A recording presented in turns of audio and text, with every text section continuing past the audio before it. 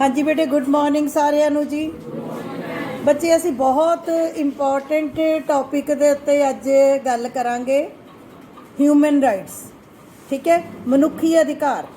ਥੋੜੀ ਜੀ ਇੰਟਰੋਡਕਸ਼ਨ ਦੇ ਤੌਰ ਦੇ ਉੱਤੇ ਮੈਂ ਤੁਹਾਨੂੰ ਪਹਿਲਾਂ ਹੀ ਦੱਸਦਾ ਕਿ ਮਨੁੱਖੀ ਅਧਿਕਾਰ ਕਿਹੜੇ ਹੁੰਦੇ ਆ। ਮਨੁੱਖਾਂ ਦੇ ਅਧਿਕਾਰਾਂ ਨੂੰ ਮਨੁੱਖੀ ਅਧਿਕਾਰ ਕਿਹਾ ਜਾਂਦਾ ਹੈ। ਬੋਲੋ ਸਾਰੀ ਕਲਾਸ, ਮਨੁੱਖਾਂ ਦੇ ਅਧਿਕਾਰਾਂ ਨੂੰ ਮਨੁੱਖੀ ਅਧਿਕਾਰ ਕਿਹਾ ਜਾਂਦਾ ਹੈ। ਇਹਦੇ ਵਿੱਚ ਸਾਰੇ ਹੀ ਅਧਿਕਾਰ ਸ਼ਾਮਲ ਹੈ। ਜੀਵਨ ਦਾ ਅਧਿਕਾਰ, ਸੁਤੰਤਰਤਾ ਦਾ ਅਧਿਕਾਰ, ਸਿੱਖਿਆ ਦਾ ਅਧਿਕਾਰ, ਸਰਕਾਰ ਦੇ ਗਲਤ ਕੰਮਾਂ ਦੇ ਖਿਲਾਫ ਬੋਲਣ ਦਾ ਅਧਿਕਾਰ, ਇਸ ਤੋਂ ਇਲਾਵਾ ਕੈਦੀਆਂ ਦੇ ਅਧਿਕਾਰ, ਕਿਸੇ ਨਾਲ ਵਿਤਕਰਾ ਨਾ ਕਰਨਾ, ਤਸੀਹੇ ਨਾ ਦੇਣਾ। ਮੈਂ ਤੁਹਾਨੂੰ ਦੱਸ ਬੈਠੀ ਹਾਂ, ਜਦੋਂ ਮੈਂ ਤੁਹਾਨੂੰ ਫੋਰਨ ਪੋਲਿਸੀ ਕਰਵਾਈ ਉਦੋਂ ਮੈਂ ਤੁਹਾਨੂੰ ਦੱਸਤਾ ਕਿ ਭਾਰਤ ਵਿੱਚ ਅਤੇ ਸਾਰੇ ਸੰਸਾਰ ਦੇ ਵਿੱਚ ਜੰਗੀ ਕੈਦੀਆਂ ਦੇ ਨਾਲ ਬੜਾ ਮਾੜਾ ਵਿਹਾਰ ਕੀਤਾ ਜਾਂਦਾ ਹੈ। ਜੇ ਆਪਾਂ ਕਿਸੇ ਨੂੰ ਕੈਦੀ ਬਣਾ ਵੀ ਲਿਆ, ਕੋਈ ਵੀ ਦੇਸ਼ ਹੋਵੇ, ਜੇ ਕਿਸੇ ਨੂੰ ਕੈਦੀ ਬਣਾ ਵੀ ਲਿਆ, ਜਿਹੜੇ ਜੇਲ੍ਹਾਂ ਦੇ ਵਿੱਚ ਨੇ ਉਹਨਾਂ ਨੂੰ ਤਸੀਹੇ ਦੇਣੇ, ਖਾਸ ਤੌਰ 'ਤੇ ਤਸੀਹੇ ਸਮਝਦੇ ਹੋ? ਇੱਕ ਤਾਂ ਹੁੰਦਾ ਬੰਦੇ ਨੂੰ ਵੈਸੇ ਜੇਲ੍ਹ 'ਚ ਬੰਦ ਕਰ ਦਿਓ, ਇੱਕ ਹੁੰਦਾ ਹੈ ਜਿਵੇਂ ਬਰਫ਼ ਦੀਆਂ ਸਿੱਲੀਆਂ 'ਤੇ ਬਿਠਾਉਣਾ, ਨੋਹਾਂ ਦਾ ਮਾਸ ਉਤਾਰਨਾ, ਬਿਜਲੀ ਦੇ ਕਰੰਟ ਦੇਣੇ, ਟੋਇਲਟਾਂ ਦੇ ਵਿੱਚ ਮੂੰਹ ਪਾਉਣੇ, ਕੀੜੇ ਵਾਲੀਆਂ ਰੋਟੀਆਂ ਦੇਣੀਆਂ, ਗੰਦਾ ਪਾਣੀ ਪਿਲਾਉਣਾ, ਬੜੀ ਤਰ੍ਹਾਂ ਦੇ ਟੌਰਚਰ ਹੈ। ਉਹਨੂੰ ਆਪਾਂ ਕਹਿੰਦੇ ਤਸੀਹੇ ਦੇਣਾ। ਕੀ ਕਹਿੰਦੇ ਆ? ਤਸੀਹੇ ਦੇਣਾ। ਅਤੇ ਇਹ ਅਣਮਨੁੱਖੀ ਸਮਝਿਆ ਜਾਂਦਾ ਵੀ ਕਿਸੇ ਵੀ ਮਨੁੱਖ ਨੂੰ, ਚਾਹੇ ਕੋਈ ਵੀ ਕਾਰਨ ਹੋਵੇ, ਕਿਸੇ ਵੀ ਮਨੁੱਖ ਨੂੰ ਤਸੀਹੇ ਨਹੀਂ ਦਿੱਤੇ ਜਾ ਸਕਦੇ। ਸੋ ਸਾਰੇ ਸੰਸਾਰ ਦੇ ਵਿੱਚ ਮਨੁੱਖੀ ਅਧਿਕਾਰਾਂ ਦੀ ਗੱਲ ਹੋਈ ਹੈ। ਪਹਿਲੀ ਵੀਡੀਓ ਦੇ ਵਿੱਚ ਮੈਂ ਤੁਹਾਨੂੰ ਬਿਲਕੁਲ ਕਲੀਅਰ ਕੱਟ ਮਨੁੱਖੀ ਅਧਿਕਾਰ ਕਿਸ ਨੂੰ ਕਹਿੰਦੇ ਆ ਉਹ ਕਰਵਾ ਦਿੱਤਾ ਹੈ। UNO ਸੰਯੁਕਤ ਰਾਸ਼ਟਰ ਸੰਘ ਨੇ ਮਨੁੱਖੀ ਅਧਿਕਾਰਾਂ ਲਈ ਕੀ ਕੀਤਾ ਹੈ। ਦੇਖੋ, ਤੁਹਾਡੇ ਇਸ ਲੈਸਨ ਦੇ ਦੋ ਪਾਰਟ ਨੇ, ਮੇਰੀ ਗੱਲ ਸਮਝੋ। ਇੱਕ ਤਾਂ ਹੈ ਕਿ ਸੰਯੁਕਤ ਰਾਸ਼ਟਰ ਸੰਘ ਨੇ ਮਨੁੱਖੀ ਅਧਿਕਾਰਾਂ ਨੂੰ ਬਚਾਉਣ ਲਈ ਕੀ ਕੀਤਾ ਹੈ। ਇੱਕ ਹੈ ਭਾਰਤ ਨੇ, ਕਿਉਂਕਿ ਆਪਾਂ ਭਾਰਤ ਵਿੱਚ ਰਹਿੰਦੇ ਹਾਂ, ਭਾਰਤ ਨੇ ਮਨੁੱਖੀ ਅਧਿਕਾਰਾਂ ਨੂੰ ਬਚਾਉਣ ਲਈ ਕੀ ਕੀਤਾ ਹੈ। ਸੋ ਪਹਿਲੀ ਵੀਡੀਓ ਜਿਹੜੀ ਤੁਹਾਡੇ ਕੋਲ YouTube 'ਤੇ ਅਵੇਲੇਬਲ ਹੈ ਹੁਣ, ਉਹਦੇ ਵਿੱਚ UNO ਐਂਡ ਮਨੁੱਖੀ ਅਧਿਕਾਰ ਮੈਂ ਸਾਰਾ ਪਾ ਦਿੱਤਾ ਹੈ। ਠੀਕ ਹੈ ਜੀ। ਅੱਜ ਅਸੀਂ ਕਰਾਂਗੇ ਕਿ ਭਾਰਤ ਵਿੱਚ ਮਨੁੱਖੀ ਅਧਿਕਾਰਾਂ ਦੀ ਕੀ ਪੋਜੀਸ਼ਨ ਹੈ, ਭਾਰਤ ਅਤੇ ਮਨੁੱਖੀ ਅਧਿਕਾਰ। ਠੀਕ ਹੈ ਜੀ, ਨੋਟ ਕਰੋ, ਥੋੜੀ ਸਪੀਡ ਚੱਕਣੀ ਹੈ ਆਪਾਂ ਨੇ ਅੱਜ। ਹਾਂਜੀ, ਲਿਖੋ ਭਾਰਤ ਅਤੇ ਮਨੁੱਖੀ ਅਧਿਕਾਰ। ਲਿਖੋ ਜੀ, ਭਾਰਤ ਵਿੱਚ ਮਨੁੱਖੀ ਅਧਿਕਾਰਾਂ ਨੂੰ ਲਾਗੂ ਕਰਨ ਦੇ ਲਈ ਹੇਠ ਲਿਖੀਆਂ ਵਿਵਸਥਾਵਾਂ ਕੀਤੀਆਂ ਗਈਆਂ ਹਨ। ਭਾਰਤ ਵਿੱਚ ਮਨੁੱਖੀ ਅਧਿਕਾਰਾਂ ਨੂੰ ਲਾਗੂ ਕਰਨ ਦੇ ਲਈ ਹੇਠ ਲਿਖੀਆਂ ਵਿਵਸਥਾਵਾਂ ਕੀਤੀਆਂ ਗਈਆਂ ਹਨ। ਹਾਂਜੀ, ਸਭ ਤੋਂ ਪਹਿਲਾਂ ਕੀ ਹੈ? ਭਾਰਤੀ ਸੰਵਿਧਾਨ ਦੀ ਪ੍ਰਸਤਾਵਨਾ ਦੇ ਵਿੱਚ ਹੀ ਮਨੁੱਖੀ ਅਧਿਕਾਰਾਂ ਨੂੰ ਸ਼ਾਮਲ ਕੀਤਾ ਗਿਆ ਹੈ। ਨੋਟ ਕਰੋ, ਨੰਬਰ 1, ਭਾਰਤੀ ਸੰਵਿਧਾਨ ਦੀ ਪ੍ਰਸਤਾਵਨਾ ਦੇ ਵਿੱਚ ਹੀ ਮਨੁੱਖੀ ਅਧਿਕਾਰਾਂ ਨੂੰ ਸ਼ਾਮਲ ਕੀਤਾ ਗਿਆ ਹੈ। Human rights are incorporated in the preamble of Indian Constitution. Human rights are incorporated in the preamble of Indian Constitution. ਹਾਂਜੀ, ਜਦੋਂ ਆਪਾਂ 11ਵੀਂ 'ਚ ਪ੍ਰਸਤਾਵਨਾ ਕੀਤੀ ਸੀ, ਇੱਧਰ ਧਿਆਨ ਦਿਓ ਸਾਰੀ ਕਲਾਸ, ਪ੍ਰਸਤਾਵਨਾ ਕੀਤੀ ਸੀ ਅਸੀਂ ਭਾਰਤ ਦੇ ਲੋਕ ਭਾਰਤ ਨੂੰ ਕੀਤੀ ਸੀ। ਉਹਦੇ ਵਿੱਚ ਸ਼ਬਦ ਆਏ ਸੀ, ਵਿਅਕਤੀ ਦੇ ਗੌਰਵ ਅਤੇ ਸਵੈਮਾਨ ਨੂੰ ਕਾਇਮ ਰੱਖਣ ਵਾਲਾ ਭਾਈਚਾਰਾ। ਆਇਆ ਸੀ ਬੇਟੇ? ਆਇਆ ਸੀ। ਨਾਗਰਿਕਾਂ ਨੂੰ ਸਮਾਜਿਕ, ਆਰਥਿਕ, ਰਾਜਨੀਤਿਕ ਨਿਆਂ ਦੀ ਗੱਲ ਹੋਈ ਸੀ ਕਿ ਨਹੀਂ ਹੋਈ ਸੀ? ਹੋਈ ਸੀ ਕਿ ਨਹੀਂ ਹੋਈ ਸੀ? ਹੋਈ ਸੀ। ਵਿਅਕਤੀ ਦੇ ਗੌਰਵ ਨੂੰ ਭਾਈਚਾਰਾ ਦੱਸਿਆ ਸੀਗਾ ਕਿ ਇੱਦਾਂ ਦਾ ਭਾਈਚਾਰਾ ਵਿਕਸਿਤ ਕਰਨਾ ਜਿਹਦੇ ਨਾਲ ਮਨੁੱਖ ਦਾ ਗੌਰਵ, ਮਨੁੱਖ ਦੇ ਸਤਿਕਾਰ ਵਿੱਚ ਕੀ ਹੋਵੇ? ਵਾਧਾ ਹੋਵੇ। ਹਰ ਮਨੁੱਖ ਦੇ ਸਵੈਮਾਨ 'ਚ, ਸਵੈਮਾਨ ਮੈਨੇ ਹਰ ਬੰਦੇ ਦੀ ਪਰਮਾਤਮਾ ਨੇ ਜਿਹਨੂੰ ਪੈਦਾ ਕੀਤਾ ਉਹਦੀ ਇੱਕ ਇੱਜ਼ਤ ਹੈ, ਉਹਦਾ ਸਵੈਮਾਨ ਕਾਇਮ ਰੱਖਣਾ ਚਾਹੀਦਾ ਹੈ। ਸੋ ਸਾਡੇ ਦੇਸ਼ ਦੀ ਸੰਵਿਧਾਨ ਦੀ ਪ੍ਰਸਤਾਵਨਾ ਦੇ ਵਿੱਚ ਹੀ ਲਿਖ ਲਓ, ਵਿਅਕਤੀਗਤ ਸਵੈਮਾਨ, ਸਮਾਜਿਕ, ਆਰਥਿਕ ਅਤੇ ਨਿਆਂ ਦੀ ਸਥਾਪਨਾ,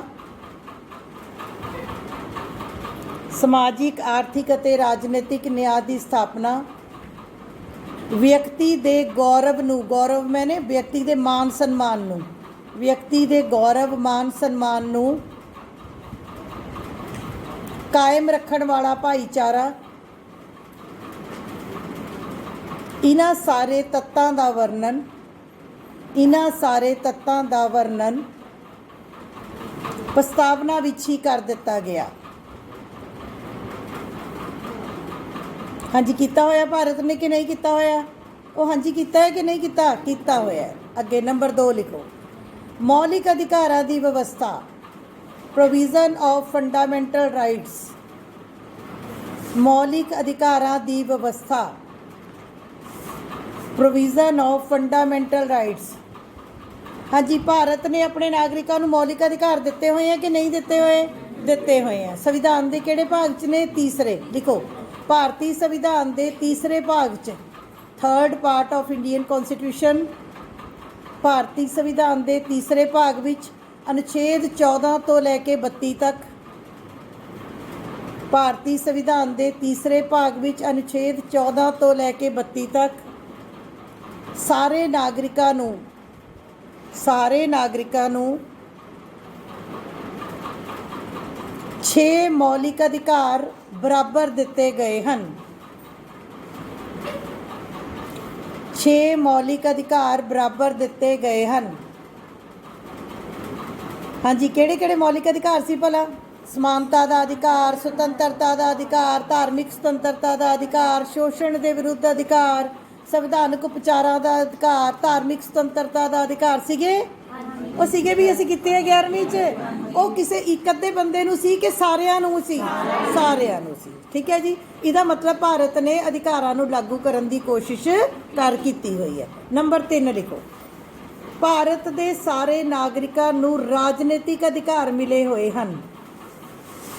भारत दे सारे नागरिकां नूं राजनीतिक अधिकार मिले हुए हैं। All Indian citizens have political rights. All Indian citizens have political rights. Bharat के सारे नागरिकां नूं राजनीतिक अधिकार मिले हुए हैं। हाँ जी राजनीतिक अधिकार 11वीं च कीता सी, किहड़े-किहड़े हुंदे हैं दसो? राजनीतिक अधिकार किहड़े-किहड़े है? हाँ वेरी गुड, लिखो वोट देने का अधिकार, जल्दी जल्दी लिखो। नंबर 1 वोट देने का अधिकार, नंबर 2 चोण लड़न का अधिकार, right to vote, right to be elect, चोण लड़न का अधिकार, सरकार के गलत कानूनों की आलोचना करन का अधिकार, to criticise the wrong laws या अनजस्टिफाइड लॉज ऑफ गवर्नमेंट, भाषण देण अते विचार प्रगटाउण का अधिकार, right to speech and expression, कोई भी दल या समुदाय बनाने का अधिकार, right to form any group और पॉलिटिकल पार्टी और ग्रुप और इंस्टीट्यूशन। हाँ जी बोलो किहड़े-किहड़े राजनीतिक अधिकार है? जल्दी उच्ची आवाज़ च। नंबर 1 वोट देने का अधिकार, चोण लड़न का अधिकार, सरकार के गलत कामां की आलोचना का अधिकार, सरकार के कामां विच भाग लैण का अधिकार, इस तो इलावा कोई भी दल या समुदाय बनाने का अधिकार। ये भारत के सारे नागरिकों को मिले हुए हैं, पक्का मिले हुए हैं। इहदा मतलब अधिकारां की गल भारत विच शुरू तो की जा रही है। नंबर 4 पॉइंट लिखो, मौलिक अधिकारां नूं सुरक्षा दी गई है। मौलिक अधिकारां नूं सुरक्षा दी गई है अते कोई भी सरकार मौलिक अधिकारां दे विरुद्ध कानून नहीं बना सकती। मौलिक अधिकारां नूं सुरक्षा दी गई है अते कोई भी सरकार मौलिक अधिकारां दे खिलाफ कानून नहीं बना सकती। Judicial protection is given to fundamental rights and no government can make law against fundamental rights. मौलिक अधिकारां नूं सुरक्षा दी गई है अते कोई भी सरकार मौलिक अधिकारां दे खिलाफ कानून नहीं बना सकती। दसो जी हुण मेरी गल दा जवाब देना है। जे मौलिक अधिकारां दी उलंघना हुंदी है तो आपां कुछ कर सकते हैं? की कर सकते हैं? वेरी गुड, नोट करो। जेकर मौलिक अधिकारां की उलंघना हुंदी है तो भारत के नागरिक अदालत की शरण ले सकते हैं। जेकर मौलिक अधिकारां की उलंघना हुंदी है तो भारत के लोग अदालतां की शरण ले सकते हैं।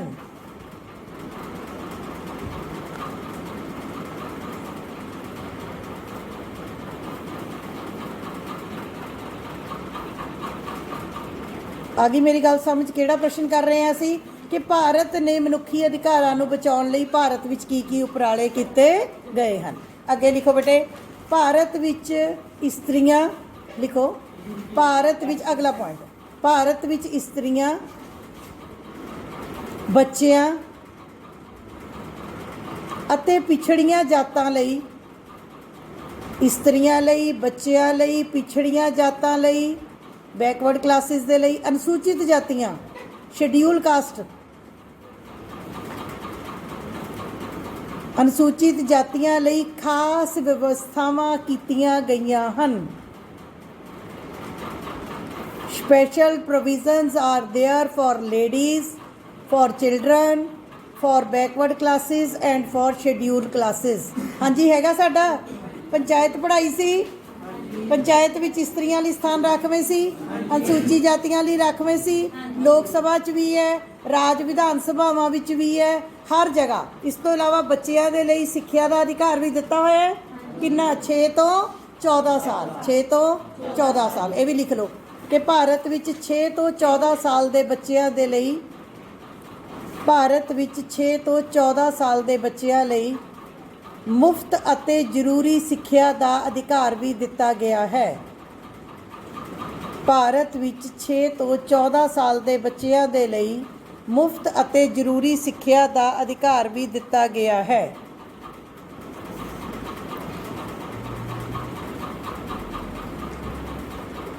ਅਗਲਾ ਪੁਆਇੰਟ ਲਿਖੋ, ਭਾਰਤ ਵਿੱਚ ਕੇਂਦਰੀ ਪੱਧਰ ਤੇ, ਸੈਂਟਰਲ ਲੈਵਲ ਤੇ, ਭਾਰਤ ਵਿੱਚ ਕੇਂਦਰੀ ਪੱਧਰ ਤੇ, ਸੈਂਟਰਲ ਲੈਵਲ ਤੇ ਅਤੇ ਹਰੇਕ ਰਾਜ ਵਿੱਚ, ਅਤੇ ਹਰੇਕ ਰਾਜ ਵਿੱਚ ਭਾਵ ਸੈਂਟਰਲ ਪੱਧਰ ਤੇ ਐਂਡ ਸਟੇਟ ਲੈਵਲ ਦੇ ਉੱਤੇ ਮਨੁੱਖੀ ਅਧਿਕਾਰ ਆਯੋਗ ਦੀ ਸਥਾਪਨਾ ਕੀਤੀ ਗਈ ਹੈ।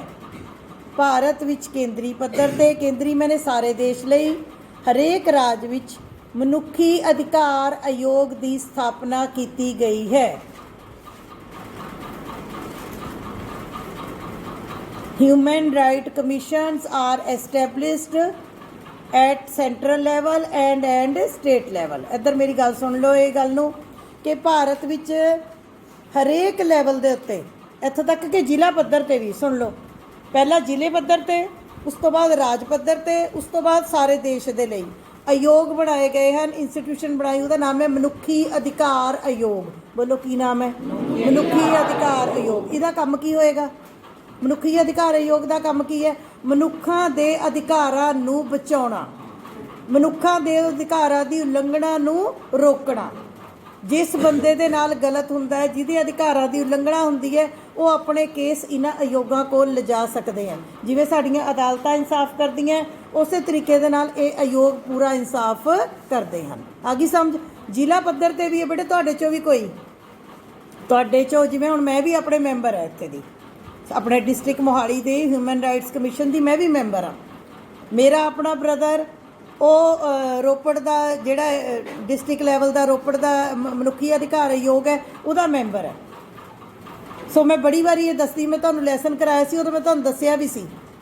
ਠੀਕ ਹੈ, ਉਹਦੇ 'ਚ ਕੀ ਹੈ ਕਿ ਜਦੋਂ ਤੁਹਾਨੂੰ ਲੱਗਦਾ ਹੈ ਕਿ ਕਿਸੇ ਔਰਤ ਦੇ, ਕਿਸੇ ਬੱਚੇ ਦੇ, ਕਿਸੇ ਗਰੀਬ ਦੇ, ਕਿਸੇ ਬੇਸਹਾਰਾ ਦੇ, ਕਿਸੇ ਕਮਜ਼ੋਰ ਵਿਅਕਤੀ ਦੇ ਕਿਤੇ ਮਨੁੱਖੀ ਅਧਿਕਾਰਾਂ ਦੀ ਉਲੰਘਣਾ ਹੋ ਰਹੀ ਹੈ, ਚਾਹੇ ਉਹ ਉਲੰਘਣਾ ਕਿਸੇ ਮੰਤਰੀ ਵੱਲੋਂ ਹੋ ਰਹੀ ਹੈ, ਚਾਹੇ ਕਿਸੇ ਪੁਲਿਸ ਦੇ ਅਧਿਕਾਰੀ ਵੱਲੋਂ ਹੋ ਰਹੀ ਹੈ, ਚਾਹੇ ਕਿਸੇ ਅਫਸਰ ਵੱਲੋਂ ਹੋ ਰਹੀ ਹੈ, ਚਾਹੇ ਕਿਸੇ ਤਕੜੇ ਬੰਦੇ ਵੱਲੋਂ ਹੋ ਰਹੀ ਹੈ, ਜੇ ਅਸੀਂ ਚਾਹੀਏ ਤਾਂ ਮਨੁੱਖੀ ਅਧਿਕਾਰ ਆਯੋਗ ਕੋਲ ਆਪਣੀ ਸ਼ਿਕਾਇਤ ਲਿਜਾ ਸਕਦੇ ਹਾਂ।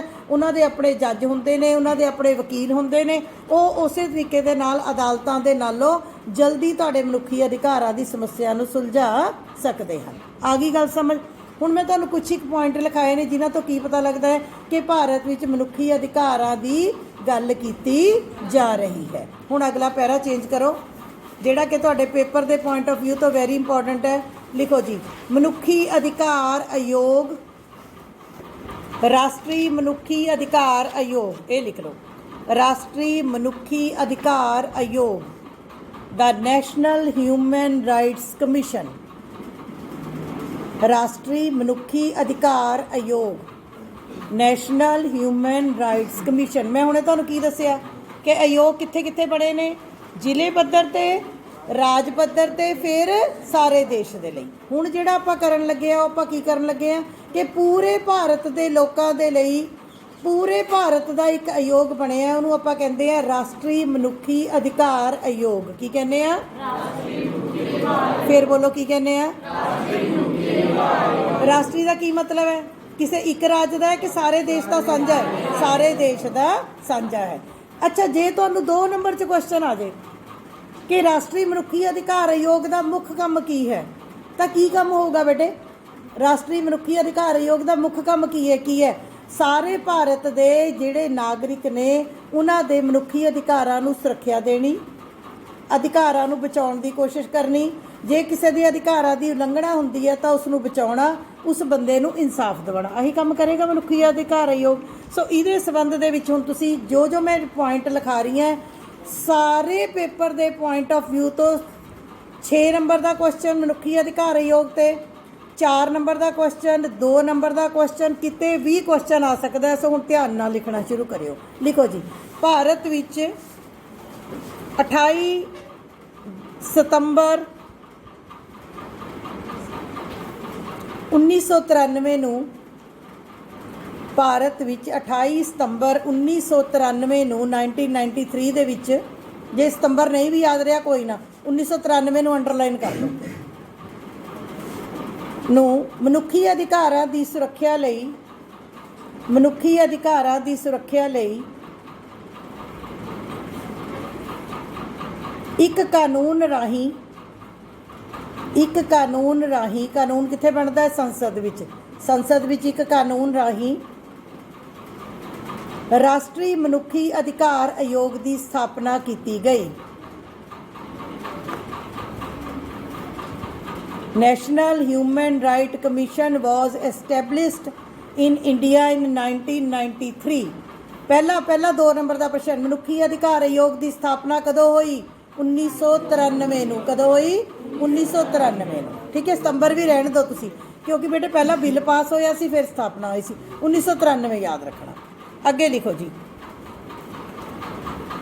1993 ਵਿੱਚ ਬਣੇ ਰਾਸ਼ਟਰੀ ਮਨੁੱਖੀ ਅਧਿਕਾਰ ਆਯੋਗ, 1993 ਵਿੱਚ ਬਣੇ ਰਾਸ਼ਟਰੀ ਮਨੁੱਖੀ ਅਧਿਕਾਰ ਆਯੋਗ ਦਾ ਮੁੱਖ ਕੰਮ ਮਨੁੱਖੀ ਅਧਿਕਾਰਾਂ ਨੂੰ ਸੁਰੱਖਿਆ ਦੇਣਾ ਹੈ। ਦਾ ਮੁੱਖ ਕੰਮ ਮਨੁੱਖੀ ਅਧਿਕਾਰਾਂ ਨੂੰ ਸੁਰੱਖਿਆ ਦੇਣਾ ਹੈ।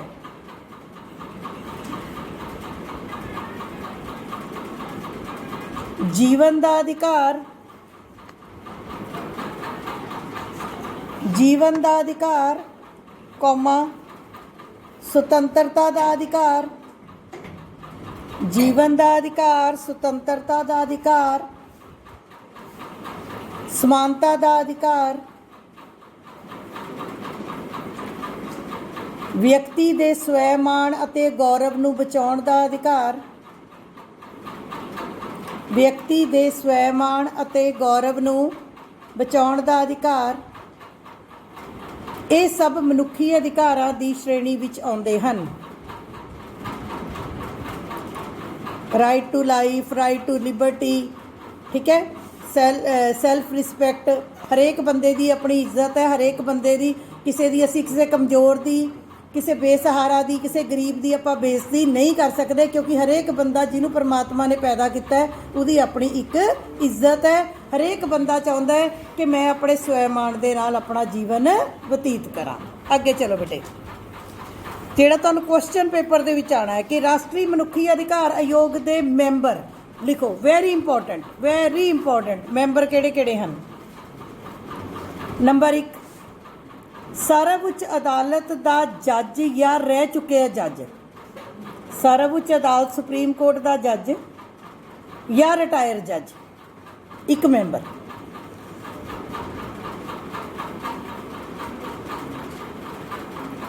ਦੂਸਰਾ ਮੈਂਬਰ ਫਿਰ ਸਰਵਉੱਚ ਅਦਾਲਤ ਦਾ ਜੱਜ ਜਾਂ ਰਿਟਾਇਰ ਜੱਜ। ਹਾਂ ਵੀ ਜੱਜ ਕਿਉਂ ਲਏ ਜਾ ਰਹੇ? ਜੱਜ ਕਿਉਂ ਲਏ ਜਾ ਰਹੇ? ਤਾਂ ਜੋ ਇਨਸਾਫ ਕਰ ਸਕਣ। ਜੱਜ ਕਾਹਦੇ ਲਈ ਲਏ ਜਾ ਰਹੇ ਹੈ? ਤਾਂ ਜੋ ਬੱਚੇ ਇਨਸਾਫ ਕਰ ਸਕਣ। ਨੰਬਰ 3 ਲਿਖੋ, ਕਿਸੇ ਰਾਜ ਦੀ ਉੱਚ ਅਦਾਲਤ ਹਾਈ ਕੋਰਟ ਕਿਸੇ ਰਾਜ ਦੀ ਉੱਚ ਅਦਾਲਤ ਦੇ ਜੱਜ ਜਾਂ ਰਿਟਾਇਰ ਜੱਜ ਵੀ ਹੋ ਸਕਦੇ ਹੈ, ਰਿਟਾਇਰ ਜੱਜ ਵੀ ਹੋ ਸਕਦੇ ਹੈ। ਕਿਸੇ ਰਾਜ ਦੀ ਉੱਚ ਅਦਾਲਤ ਦੇ ਜੱਜ ਜਾਂ ਰਿਟਾਇਰ ਜੱਜ। ਅਗਲਾ ਮੈਂਬਰ ਦੋ ਮੈਂਬਰ ਜਿਨ੍ਹਾਂ ਨੂੰ ਮਨੁੱਖੀ ਅਧਿਕਾਰਾਂ ਦਾ ਤਜਰਬਾ ਹੋਵੇ। ਦੋ ਇੰਟੈਲੀਜੈਂਟ ਬੰਦੇ ਜਿਨ੍ਹਾਂ ਨੇ ਮਨੁੱਖੀ ਅਧਿਕਾਰਾਂ ਲਈ, ਹਿਊਮਨ ਰਾਈਟਸ ਲਈ ਕੰਮ ਕੀਤਾ ਹੋਵੇ, ਜਿਨ੍ਹਾਂ ਨੂੰ ਹਿਊਮਨ ਰਾਈਟਸ ਦਾ ਤਜਰਬਾ ਹੋਵੇ। ਉਸ ਤੋਂ ਇਲਾਵਾ ਲਿਖੋ ਭਾਰਤ ਵਿੱਚ ਘੱਟ ਗਿਣਤੀ ਮੈਂ ਬੜੀ ਵਾਰੀ ਦੱਸਿਆ ਹੋਇਆ ਜਿਹੜੇ ਘੱਟ ਗਿਣਤੀ 'ਚ ਨੇ। ਭਾਰਤ ਵਿੱਚ ਘੱਟ ਗਿਣਤੀ ਇਸਤਰੀਆਂ, ਅਨੁਸੂਚਿਤ ਜਾਤੀਆਂ, ਪਿਛੜੀਆਂ ਸ਼੍ਰੇਣੀਆਂ, ਇਸਤਰੀਆਂ, ਅਨੁਸੂਚਿਤ ਜਾਤੀਆਂ, ਪਿਛੜੀਆਂ ਸ਼੍ਰੇਣੀਆਂ ਦੇ ਆਯੋਗਾਂ ਦੇ ਮੈਂਬਰ ਕੀ ਮਤਲਬ? ਹੁਣ ਇੱਧਰ ਮੂੰਹ ਕਰ ਲਓ। ਰਾਸ਼ਟਰੀ ਮਨੁੱਖੀ ਅਧਿਕਾਰ ਆਯੋਗ ਬਣਾਤਾ, ਉਹਦੇ ਵਿੱਚ 5-7 ਮੈਂਬਰ ਲਏ ਜਾਂਦੇ ਆ। ਕਿਹੜੇ? ਸੁਪਰੀਮ ਕੋਰਟ ਦੇ ਜੱਜ ਜਾਂ ਜੱਜ ਹੋਵੇ ਜਾਂ ਰਿਟਾਇਰ ਹੋ ਗਿਆ ਹੋਵੇ। 2 ਬੰਦੇ ਉਹ ਲਏ ਜਾਂਦੇ ਜਿਨ੍ਹਾਂ ਨੂੰ ਮਨੁੱਖੀ ਅਧਿਕਾਰਾਂ ਦਾ ਤਜਰਬਾ ਹੋਵੇ, ਜਿਨ੍ਹਾਂ ਨੇ ਮਨੁੱਖਾਂ ਦੇ ਅਧਿਕਾਰਾਂ ਦੇ ਲਈ ਕੋਈ ਖਾਸ ਕੰਮ ਕੀਤਾ ਹੋਵੇ। ਉਸ ਤੋਂ ਇਲਾਵਾ ਅਨੁਸੂਚਿਤ ਜਾਤੀਆਂ, ਇਸਤਰੀਆਂ ਦੇ, ਪਿਛੜੀਆਂ ਜਾਤੀਆਂ ਦੇ, ਘੱਟ ਗਿਣਤੀਆਂ ਦੇ ਜਿਹੜੇ ਆਯੋਗ ਬਣੇ ਹੋਏ ਨੇ ਭਾਰਤ ਦੇ ਵਿੱਚ, ਉਹਨਾਂ ਦੇ ਮੈਂਬਰ ਵੀ ਲਏ ਜਾਂਦੇ ਆ। ਇਹ ਸਾਰੇ ਮੈਂਬਰਾਂ ਦਾ ਇੱਕ ਆਯੋਗ, ਇੱਕ ਕਮਿਸ਼ਨ ਬਣਾਇਆ ਜਾਂਦਾ ਹੈ ਜਿਹਦਾ ਕੰਮ ਕੀ ਹੈ? ਭਾਰਤ ਦੇ ਵਿੱਚ ਮਨੁੱਖੀ ਅਧਿਕਾਰਾਂ ਨੂੰ ਬਚਾਉਣਾ। ਆ ਗਈ ਗੱਲ ਸਮਝ? ਅੱਗੇ ਲਿਖੋ ਜੀ, ਅਗਲਾ ਪੈਰਾ ਚੇਂਜ ਕਰੋ। ਦੈਨ ਅਗੇਨ ਵੈਰੀ ਇੰਪੋਰਟੈਂਟ, ਉੱਪਰ ਲਿਖ ਲਓ 2 ਨੰਬਰ ਦਾ ਪ੍ਰਸ਼ਨ ਤੁਹਾਨੂੰ ਪੇਪਰ 'ਚ ਆ ਜਾਂਦਾ ਹੈ। ਲਿਖੋ ਜੀ, ਮਨੁੱਖੀ ਅਧਿਕਾਰ ਆਯੋਗ ਦੇ ਮੈਂਬਰਾਂ ਦੀ ਚੋਣ, ਮਨੁੱਖੀ ਅਧਿਕਾਰ ਆਯੋਗ ਦੇ ਮੈਂਬਰਾਂ ਦੀ ਚੋਣ ਵੈਰੀ ਇੰਪੋਰਟੈਂਟ ਹੈ। ਚੋਣ ਜਾਂ ਨਿਯੁਕਤੀ ਰਾਸ਼ਟਰਪਤੀ ਵੱਲੋਂ ਕੀਤੀ ਜਾਂਦੀ ਹੈ। 2 ਨੰਬਰ ਦਾ ਕੁਐਸਚਨ ਵੈਰੀ ਇੰਪੋਰਟੈਂਟ। ਰਾਸ਼ਟਰੀ ਮਨੁੱਖੀ ਅਧਿਕਾਰ ਆਯੋਗ ਦੇ ਮੈਂਬਰਾਂ ਦੀ ਨਿਯੁਕਤੀ ਰਾਸ਼ਟਰਪਤੀ ਵੱਲੋਂ ਕੀਤੀ ਜਾਂਦੀ ਹੈ, ਪਰ ਰਾਸ਼ਟਰਪਤੀ ਇੱਕ ਕਮੇਟੀ ਦੀ ਸਲਾਹ ਨਾਲ ਇਹ ਨਿਯੁਕਤੀ ਕਰਦਾ ਹੈ।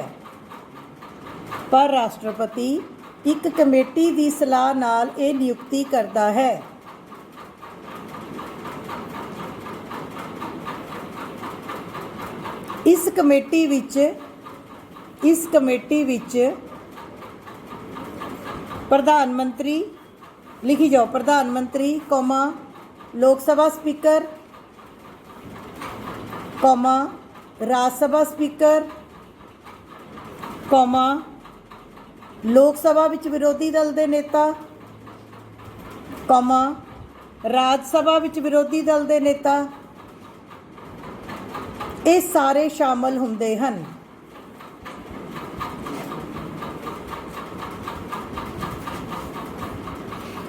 ਹਾਂਜੀ, ਇੱਧਰ ਹੁਣ ਮੇਰੇ ਵੱਲ ਧਿਆਨ ਦੇ ਦਿਓ ਸਾਰੀ ਕਲਾਸ। ਹਾਂਜੀ, ਜੇ ਤੁਹਾਨੂੰ ਆ ਜਾਵੇ ਰਾਸ਼ਟਰੀ ਮਨੁੱਖੀ ਅਧਿਕਾਰ ਆਯੋਗ ਦੇ ਮੈਂਬਰਾਂ ਦੀ ਨਿਯੁਕਤੀ ਕੌਣ ਕਰਦਾ ਹੈ? ਰਾਸ਼ਟਰਪਤੀ। ਕੌਣ ਕਰਦਾ ਹੈ? ਰਾਸ਼ਟਰਪਤੀ। ਪਰ ਆਪਣੀ ਮਰਜ਼ੀ ਨਾਲ ਨਹੀਂ ਕਰਦਾ, ਇੱਕ ਕਮੇਟੀ ਦੀ ਸਲਾਹ ਨਾਲ ਕਰਦਾ ਹੈ, ਜਿਸ ਕਮੇਟੀ ਦੇ ਵਿੱਚ ਪ੍ਰਧਾਨ ਮੰਤਰੀ ਵੀ ਹੁੰਦੇ ਹੈ, ਓਪੋਜੀਸ਼ਨ ਦੇ ਦੋਨੋਂ ਨੇਤਾ ਵੀ ਹੁੰਦੇ ਹੈ, ਸਪੀਕਰ ਵੀ ਹੁੰਦੇ ਆ। ਮਤਲਬ ਇੰਨੇ ਸਿਆਣੇ ਬੰਦੇ ਰਲ ਕੇ ਰਾਸ਼ਟਰਪਤੀ ਦੇ ਨਾਲ ਮਿਲ ਕੇ ਇਹਨਾਂ ਮੈਂਬਰਾਂ ਦੀ ਚੋਣ ਕਰਦੇ ਹਨ। ਮੈਂਬਰ ਕਿਹੜੇ ਸੀਗੇ? ਸੁਪਰੀਮ ਕੋਰਟ ਦੇ 2 ਜੱਜ, ਹਾਈ ਕੋਰਟ ਦੇ ਜੱਜ, ਜਿਨ੍ਹਾਂ ਨੂੰ 2 ਮੈਂਬਰ ਉਹ ਜਿਨ੍ਹਾਂ ਨੂੰ ਹਿਊਮਨ ਰਾਈਟਸ ਦਾ ਤਜਰਬਾ ਹੋਵੇ। ਉਸ ਤੋਂ ਇਲਾਵਾ ਆਯੋਗਾਂ ਦੇ ਮੈਂਬਰ। ਇੰਨੇ ਬੰਦਿਆਂ ਦਾ ਇੱਕ ਕੀ ਬਣਾਇਆ ਜਾਂਦਾ? ਸਮੂਹ ਬਣਾਇਆ ਜਾਂਦਾ ਹੈ। ਅੱਗੇ ਚਲੋ ਜੀ, ਰਾਸ਼ਟਰੀ ਮਨੁੱਖੀ ਅਧਿਕਾਰ ਆਯੋਗ ਦੇ ਕੰਮ ਅਤੇ ਸ਼ਕਤੀਆਂ ਵੈਰੀ ਇੰਪੋਰਟੈਂਟ। ਰਾਸ਼ਟਰੀ ਮਨੁੱਖੀ ਅਧਿਕਾਰ ਆਯੋਗ ਦੇ ਕੰਮ ਅਤੇ ਸ਼ਕਤੀਆਂ।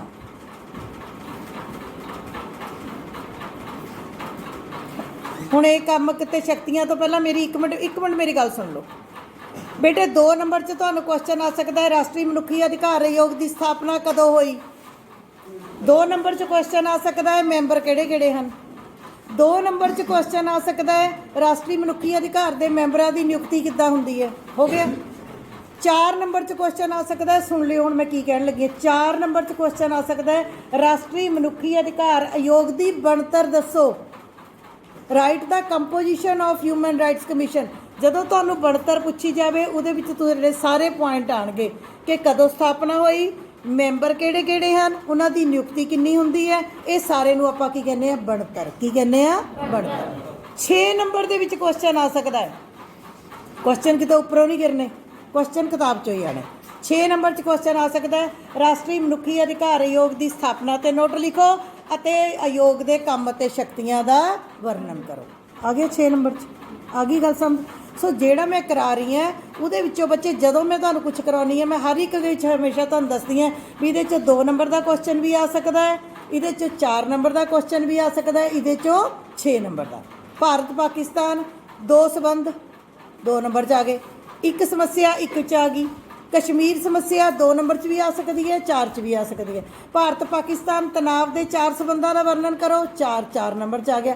ਭਾਰਤ ਪਾਕਿਸਤਾਨ ਸਬੰਧਾਂ ਦਾ ਵਰਣਨ ਕਰੋ, 6 ਨੰਬਰ 'ਚ ਆ ਗਿਆ।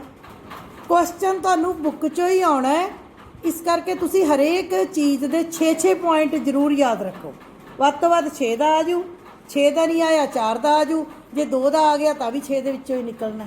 ਮੇਰੀ ਗੱਲ ਫੋਲੋ ਕਰਕੇ ਹੁਣ ਆਪਾਂ ਕਰਨ ਲੱਗੇ ਆ ਰਾਸ਼ਟਰੀ ਮਨੁੱਖੀ ਅਧਿਕਾਰ ਆਯੋਗ ਦੇ ਕੰਮ ਅਤੇ ਸ਼ਕਤੀਆਂ, ਵੀ ਇਹ ਕੰਮ ਕੀ ਕਰਦਾ। ਹਾਂਜੀ, ਤੁਹਾਨੂੰ ਕੀ ਲੱਗਦਾ ਜੇ ਤੁਹਾਨੂੰ ਮੰਨ ਲਓ ਪ੍ਰਸ਼ਨ ਆ ਗਿਆ ਪੇਪਰ ਦੇ ਵਿੱਚ ਕੰਮ ਤੇ ਸ਼ਕਤੀਆਂ, ਲੈ ਆਪਾਂ ਨੂੰ ਨਹੀਂ ਆਉਂਦਾ, ਮੈਂ ਕੀ ਕਿਹਾ ਹੋਇਆ ਵੀ ਜੇ ਨਹੀਂ ਵੀ ਆਉਂਦਾ ਛੱਡ ਕੇ ਆਉਣਾ, ਛੱਡ ਕੇ ਨਹੀਂ ਆਉਣਾ। ਨਾਮ ਦੇਖੋ ਕੀ ਹੈ, ਰਾਸ਼ਟਰੀ ਮਨੁੱਖੀ ਅਧਿਕਾਰ ਆਯੋਗ ਦੇ ਕੰਮ ਤੇ ਸ਼ਕਤੀਆਂ। ਨੰਬਰ 1, ਅੱਖਾਂ ਬੰਦ ਕਰਕੇ ਪਹਿਲਾ ਕੰਮ ਲਿਖ ਦੇਣਾ ਜੀ। ਲਿਖੋ, ਰਾਸ਼ਟਰੀ ਮਨੁੱਖੀ ਅਧਿਕਾਰ ਆਯੋਗ ਦਾ ਮੁੱਖ ਕੰਮ। ਰਾਸ਼ਟਰੀ ਮਨੁੱਖੀ ਅਧਿਕਾਰ ਆਯੋਗ ਦਾ ਮੁੱਖ ਕੰਮ ਭਾਰਤ ਦੇ ਨਾਗਰਿਕਾਂ ਦੇ ਮਨੁੱਖੀ ਅਧਿਕਾਰਾਂ ਦੀ ਸੁਰੱਖਿਆ ਕਰਨਾ। ਭਾਰਤ ਦੇ ਨਾਗਰਿਕਾਂ ਦੇ ਮਨੁੱਖੀ ਅਧਿਕਾਰਾਂ ਦੀ ਸੁਰੱਖਿਆ ਕਰਨਾ। ਅਧਿਕਾਰਾਂ ਦੀ ਉਲੰਘਣਾ ਨੂੰ ਰੋਕਣਾ। To stop the violation of human rights. ਅਧਿਕਾਰਾਂ ਦੀ ਉਲੰਘਣਾ ਨੂੰ ਰੋਕਣਾ।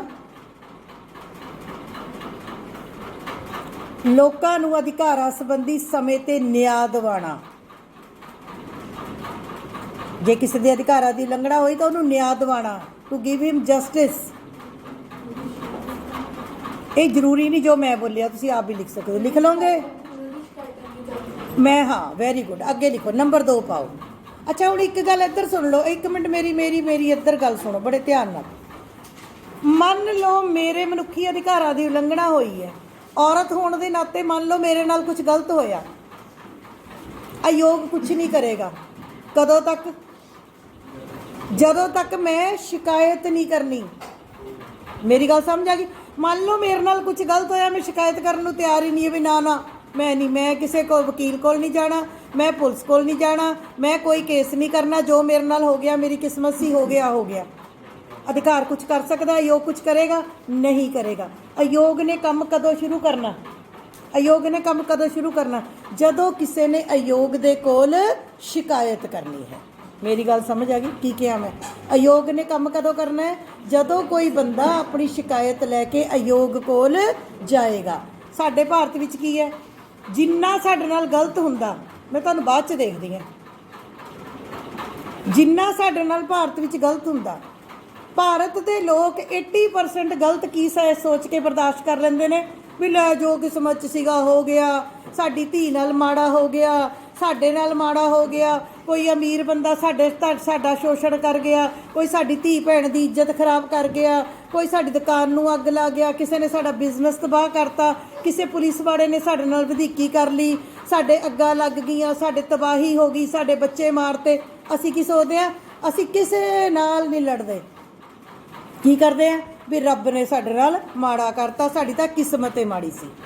ਯਾਦ ਰੱਖਿਓ, ਜਦੋਂ ਤੱਕ ਅਸੀਂ ਕਿਸਮਤ ਦੇ ਨਾਲ ਰੋਈ ਜਾਣਾ, ਕਿਸਮਤ ਨੂੰ ਬਹਾਨਾ ਬਣਾ ਕੇ ਰੋਈ ਜਾਣਾ, ਤੁਹਾਨੂੰ ਕਦੇ ਇਨਸਾਫ ਨਹੀਂ ਮਿਲਣਾ। ਗੁਰੂ ਗੋਬਿੰਦ ਸਿੰਘ ਜੀ ਨੇ ਇੱਕ ਗੱਲ ਕਹੀ ਸੀ, ਉਹ ਕਹਿੰਦੇ ਕੋਈ किसी को राज न दे है जो ले है निज बल से ले है। राज ਦਾ ਮਤਲਬ ਰਾਜ ਦੀ ਗੱਲ ਨਹੀਂ ਕੀਤੀ ਉਹਨਾਂ ਨੇ।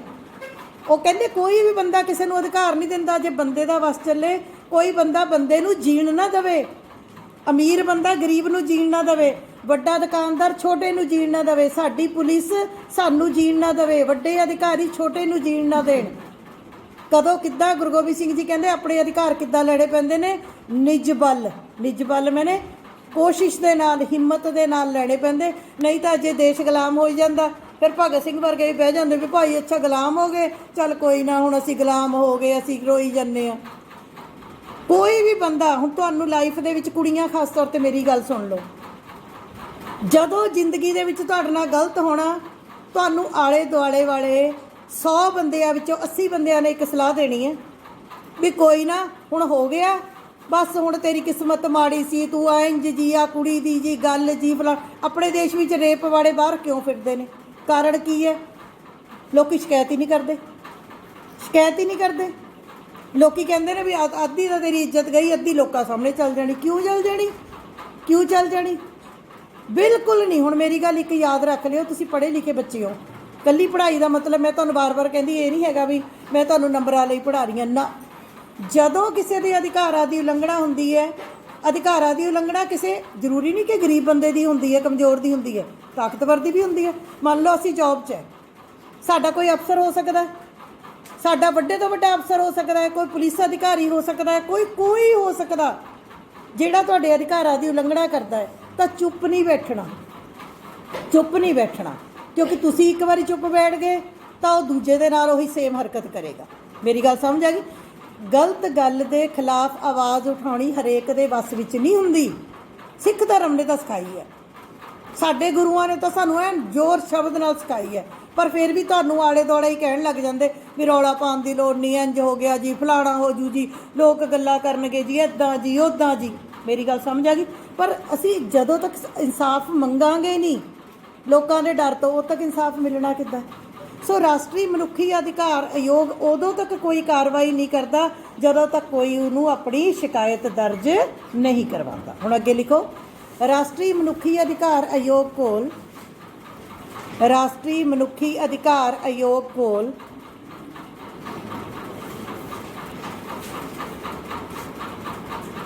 ਪੀੜਤ ਵੱਲੋਂ ਆਪਣੀ ਸ਼ਿਕਾਇਤ ਦਰਜ ਕਰਵਾਉਣੀ ਪੈਂਦੀ ਹੈ।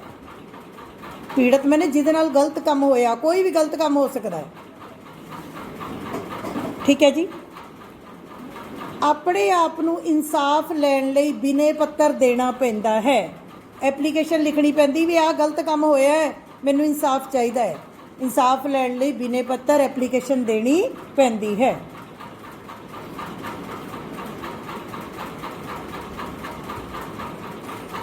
ਅਗਲਾ ਲਿਖੋ, ਜੇਕਰ ਕਿਸੇ ਪੀੜਤ ਦੇ ਮੁਕੱਦਮਾ, ਪੀੜਤ ਵਿੱਚ ਬੱਚੇ ਸਾਰੇ ਹੀ ਆ ਜਾਂਦੇ, ਇਕੱਲੀਆਂ ਬੀਬੀਆਂ ਨਹੀਂ ਆਉਂਦੀਆਂ। ਪੀੜਤ ਮੈਨੇ ਜਿਹਦੇ ਨਾਲ ਗਲਤ ਹੋਇਆ।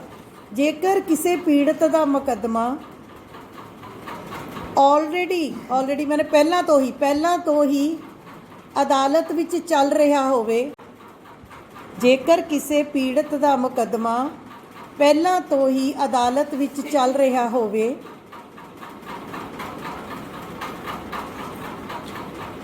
ਤਾਂ ਵੀ ਉਹ ਪੀੜਤ ਮਨੁੱਖੀ ਅਧਿਕਾਰ ਆਯੋਗ ਕੋਲ ਇਨਸਾਫ ਦੀ ਮੰਗ ਕਰ ਸਕਦਾ ਹੈ। ਤਾਂ ਵੀ ਉਹ ਪੀੜਤ ਮਨੁੱਖੀ ਅਧਿਕਾਰ ਆਯੋਗ ਕੋਲ ਇਨਸਾਫ ਦੀ ਮੰਗ ਕਰ ਸਕਦਾ ਹੈ। ਅਗਲਾ ਪੁਆਇੰਟ ਲਿਖੋ, ਮਨੁੱਖੀ ਅਧਿਕਾਰ ਆਯੋਗ, ਥੋੜੀ ਜਿਹੀ ਸਪੀਡ ਚੱਕ ਦਿਓ। ਮਨੁੱਖੀ ਅਧਿਕਾਰ ਆਯੋਗ ਅਦਾਲਤਾਂ ਵਿੱਚ ਚੱਲ ਰਹੇ ਅਜਿਹੇ ਮੁਕੱਦਮਿਆਂ ਦੀ ਜਾਂਚ ਪੜਤਾਲ ਕਰਦੇ ਹਨ, ਆਪਣੇ ਅਧਿਕਾਰੀ ਨਿਯੁਕਤ ਕਰਕੇ ਸੱਚਾਈ ਤੱਕ ਪਹੁੰਚਦੇ ਹਨ, ਅਤੇ ਕਸੂਰਵਾਰ ਨੂੰ ਸਜ਼ਾ ਮਿਲੇ ਇਸ ਗੱਲ ਨੂੰ ਯਕੀਨੀ ਬਣਾਉਂਦੇ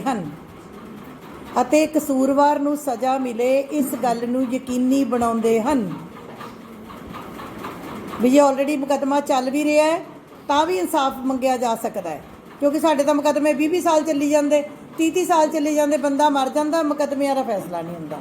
ਅੱਗੇ ਲਿਖੋ, ਰਾਸ਼ਟਰੀ ਮਨੁੱਖੀ ਅਧਿਕਾਰ ਆਯੋਗ ਕੈਦੀਆਂ ਲਈ ਰਾਸ਼ਟਰੀ ਮਨੁੱਖੀ ਅਧਿਕਾਰ ਆਯੋਗ ਕੈਦੀਆਂ ਲਈ ਅਤੇ ਕੈਦੀਆਂ ਦੇ ਅਧਿਕਾਰਾਂ ਲਈ ਰਾਸ਼ਟਰੀ ਮਨੁੱਖੀ ਅਧਿਕਾਰ ਆਯੋਗ ਕੈਦੀਆਂ ਲਈ ਅਤੇ ਕੈਦੀਆਂ ਦੇ ਅਧਿਕਾਰਾਂ ਲਈ ਵਿਸ਼ੇਸ਼ ਤੌਰ 'ਤੇ ਕੰਮ ਕਰਦਾ ਹੈ। ਮੈਂ ਤੁਹਾਨੂੰ ਸਾਰੀ ਵੀਡੀਓਜ਼ ਵਿੱਚ ਦੱਸ ਬੈਠੀ ਹਾਂ ਕਿ ਕੈਦੀਆਂ ਦੇ ਵੀ ਅਧਿਕਾਰ ਹੈ। ਜੇ ਕੋਈ ਬੰਦਾ ਕੈਦ ਵਿੱਚ ਹੈ ਤਾਂ ਉਹਨੂੰ ਵੀ ਅਧਿਕਾਰ ਹੈਗਾ। ਕੈਦੀਆਂ ਲਈ ਵਿਸ਼ੇਸ਼ ਤੌਰ 'ਤੇ ਕੰਮ ਕਰਦਾ ਹੈ। ਅੱਗੇ ਲਿਖੋ, ਰਾਸ਼ਟਰੀ ਮਨੁੱਖੀ ਅਧਿਕਾਰ ਆਯੋਗ ਮਨੁੱਖੀ ਅਧਿਕਾਰ ਆਯੋਗ ਤਸੀਹੇ ਦੇ ਕੇ ਜ਼ਬਰਦਸਤੀ ਦੋਸ਼ ਮਨਾਉਣ ਵਾਲੇ ਕਿ ਕਿਸੇ ਨੂੰ ਇੰਨਾ ਟੌਰਚਰ ਕੀਤਾ ਜਾਵੇ, ਦੋਸ਼ ਮਨਾਉਣ ਵਾਲੇ ਮੁਕੱਦਮਿਆਂ ਦੀ ਵੀ ਖਾਸ ਤੌਰ 'ਤੇ ਸੁਣਵਾਈ ਕਰਦਾ ਹੈ। ਮੁਕੱਦਮਿਆਂ ਦੀ ਵੀ ਖਾਸ ਤੌਰ 'ਤੇ ਸੁਣਵਾਈ ਕਰਦਾ ਹੈ। ਜਸਵਿੰਦਰ, ਮੈਂ ਲੈ ਲਾਂ 10 ਮਿੰਟ?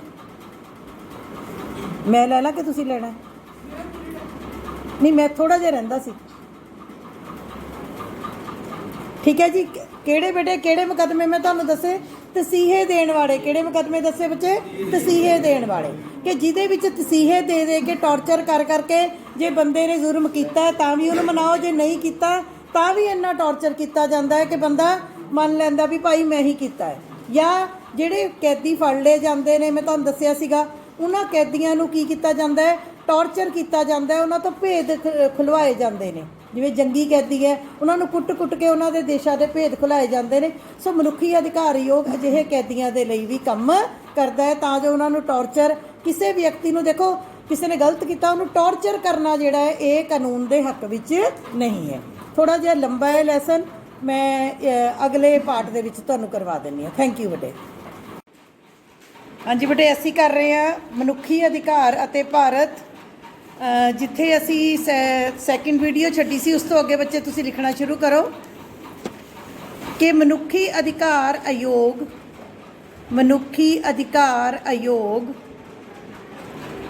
ਸ਼ਸਤਰਧਾਰੀ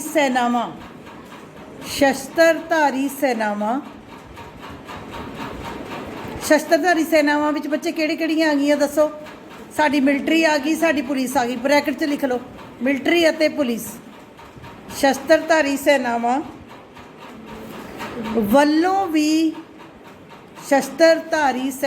ਵੱਲੋਂ ਵੀ ਮਨੁੱਖੀ ਅਧਿਕਾਰਾਂ ਦੀ ਕੀਤੀ ਜਾ ਰਹੀ ਉਲੰਘਣਾ। ਸ਼ਸਤਰਧਾਰੀ ਸੈਨਾਵਾਂ ਵੱਲੋਂ ਵੀ ਮਨੁੱਖੀ ਅਧਿਕਾਰਾਂ ਦੀ ਕੀਤੀ ਜਾ ਰਹੀ ਉਲੰਘਣਾ ਦੇ ਖਿਲਾਫ ਜਾਂਚ ਪੜਤਾਲ ਕਰਦੀ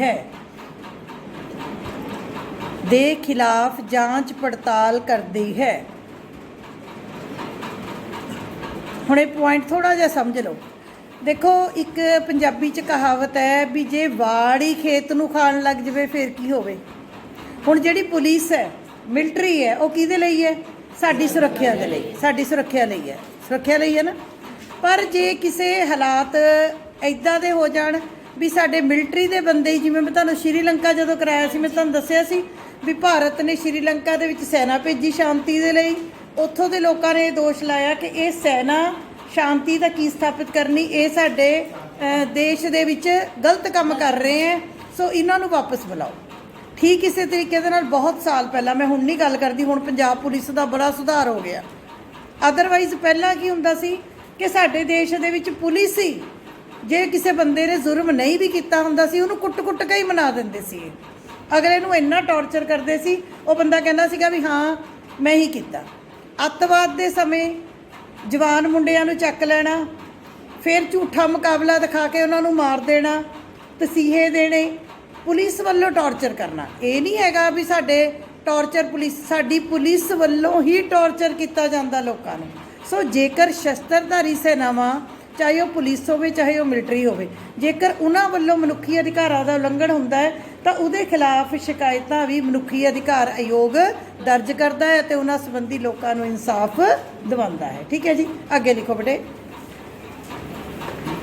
ਅੱਗੇ ਲਿਖੋ, ਪੁਲਿਸ ਦੀ ਹਿਰਾਸਤ ਵਿੱਚ, ਪੁਲਿਸ ਦੀ ਹਿਰਾਸਤ ਵਿੱਚ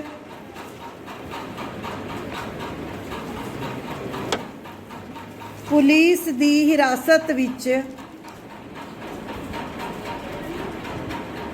ਕੈਦੀਆਂ ਨਾਲ, ਪੁਲਿਸ ਦੀ ਹਿਰਾਸਤ ਵਿੱਚ ਕੈਦੀਆਂ ਨਾਲ ਕਈ ਤਰ੍ਹਾਂ ਦੇ ਦੁਰਵਿਵਹਾਰ ਕੀਤੇ ਜਾਂਦੇ ਹਨ।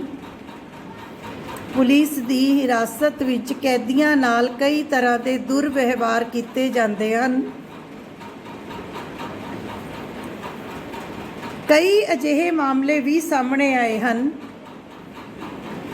ਕਈ ਅਜਿਹੇ ਮਾਮਲੇ ਵੀ ਸਾਹਮਣੇ ਆਏ ਹਨ ਜਿਨ੍ਹਾਂ ਵਿੱਚ ਪੁਲਿਸ ਵੱਲੋਂ ਕੀਤੇ ਗਏ ਤਸੀਹੇ ਅਤੇ ਅਤਿਆਚਾਰਾਂ ਕਾਰਨ, ਪੁਲਿਸ ਵੱਲੋਂ ਦਿੱਤੇ ਗਏ ਤਸੀਹਾਂ ਅਤੇ ਕੁੱਟਮਾਰ ਕਾਰਨ, ਲਿਖ ਲਓ, ਕੁੱਟਮਾਰ ਕਾਰਨ ਕਈ ਕੈਦੀਆਂ ਦੀ ਜੇਲ੍ਹ ਦੇ ਅੰਦਰ ਹੀ ਮੌਤ ਹੋ ਜਾਂਦੀ ਹੈ।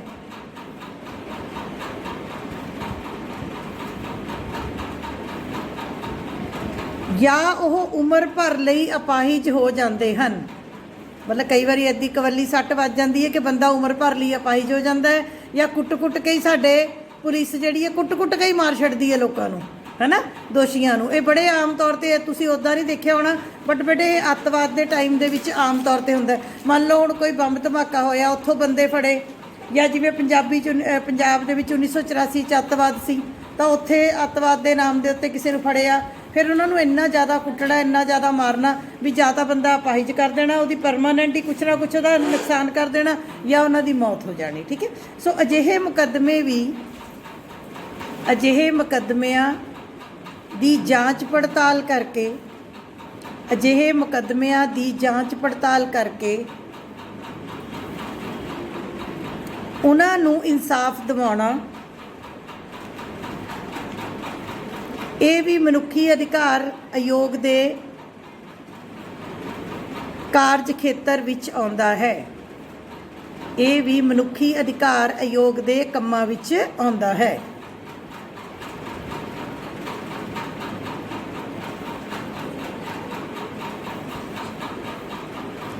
ਇਸ ਤੋਂ ਇਲਾਵਾ ਲਿਖੋ, ਅਗਲਾ ਲਿਖ ਲਓ point, rape case. Rape case ਦੇ ਵਿੱਚ ਪੀੜਤ ਮਹਿਲਾ ਨੂੰ ਇਨਸਾਫ ਦਿਵਾਉਣਾ, ਰੇਪ ਕੇਸ ਵਿੱਚ ਪੀੜਤ ਮਹਿਲਾ ਨੂੰ ਇਨਸਾਫ ਦਿਵਾਉਣਾ, ਕੌਮਾ,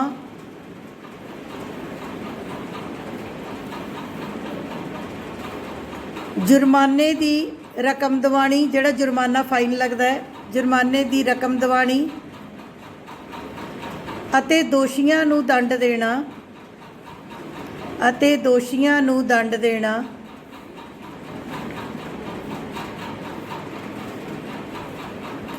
ਅਜਿਹੇ ਕੇਸਿਸ ਵੀ ਮਨੁੱਖੀ ਅਧਿਕਾਰ ਆਯੋਗ ਵੱਲੋਂ ਸੁਲਝਾਏ ਜਾਂਦੇ ਹਨ।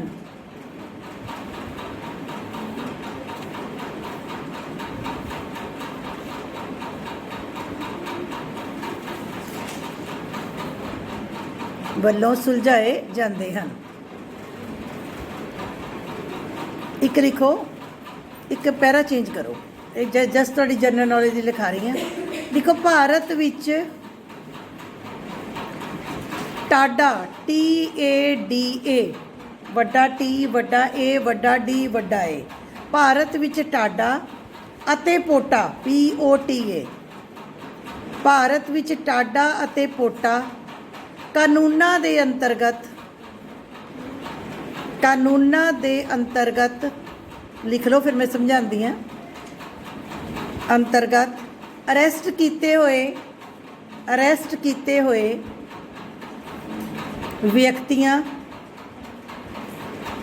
ਵਿਅਕਤੀਆਂ ਟਾਡਾ ਅਤੇ ਪੋਟਾ ਕਾਨੂੰਨਾਂ ਦੇ ਅੰਤਰਗਤ ਅਰੈਸਟ ਕੀਤੇ ਹੋਏ ਵਿਅਕਤੀਆਂ ਤੇ ਜਾਂ ਵਿਅਕਤੀਆਂ ਨੂੰ ਇਨਸਾਫ ਦੇਣ ਲਈ ਮਨੁੱਖੀ ਅਧਿਕਾਰ ਆਯੋਗ ਯਤਨਸ਼ੀਲ ਹੈ।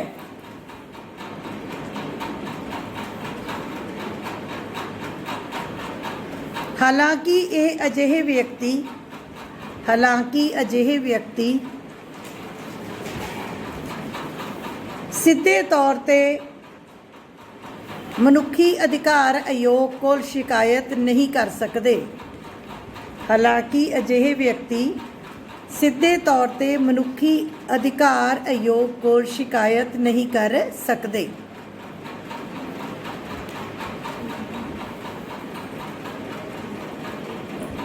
ਇਹ ਬੱਚੇ ਟਾਡਾ ਤੇ ਪੋਟਾ ਕੀ ਹੈ ਮਾੜਾ ਜਿਹਾ ਸਮਝ ਲਓ। ਜਿਹੜੇ ਜਦੋਂ ਦੇਸ਼ ਦੀ ਸੁਰੱਖਿਆ ਦਾ ਮਾਮਲਾ ਹੋਵੇ ਨਾ, ਜੇ ਕਿਸੇ ਬੰਦੇ ਨੂੰ ਇੱਦਾਂ ਅਰੈਸਟ ਕੀਤਾ ਜਾਵੇ ਜਿਹੜਾ ਦੇਸ਼ ਦੀ ਸੁਰੱਖਿਆ ਦੇ ਨਾਲ ਮਤਲਬ ਦੇਸ਼ ਨੂੰ ਲੱਗਦਾ ਹੋਏ ਵੀ ਸੁਰੱਖਿਆ ਦਾ ਖਤਰਾ ਹੈ ਇਸ ਬੰਦੇ ਤੋਂ, ਕਿਸੇ ਦਾ ਬੰਬ ਧਮਾਕੇ ਦੇ ਵਿੱਚ ਹੱਥ ਹੋ ਸਕਦਾ ਹੈ, ਕਿਸੇ ਦਾ ਸ਼ਾਂਤੀ ਫੈਲਾਉਣ 'ਚ ਹੋ ਸਕਦਾ ਹੈ, ਕਿਸੇ ਦਾ ਅੱਗਾ ਲਾਉਣ 'ਚ ਹੋ ਸਕਦਾ। ਜਿਵੇਂ ਸੰਜੇ ਦੱਤ ਬੜਾ ਕੇਸ ਯਾਦ ਹੈ।